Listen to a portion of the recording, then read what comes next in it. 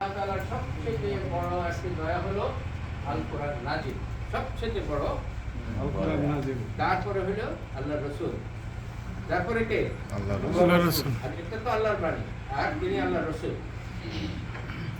আল্লাহ রসুল যদি না পাঠাইতেন তিনি, তাহলে কে বুঝিয়ে দিত আমাদেরকে কোরআন?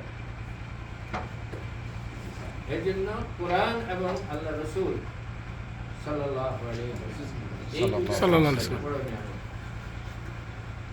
মহান আল্লাহ তার আখেরি রসুল মুহাম্মদ সাল্লাল্লাহু আলাইহি ওয়াসাল্লামের প্রতি আল কোরআন নাজিল করে কিয়ামত পর্যন্ত সকল মানুষকে জাহান্নাম থেকে মুক্তি এবং জান্নাত লাভের পথ প্রদর্শন করেছেন। করেছেন। সুবহানাল্লাহ। এখন যিনি মুহাম্মদ সাল্লাল্লাহু আলাইহি ওয়াসাল্লামের উম্মত এবং কোরআন তার কাছে আছে এবং তিনি জানেন না আল্লাহ কি বলেছেন।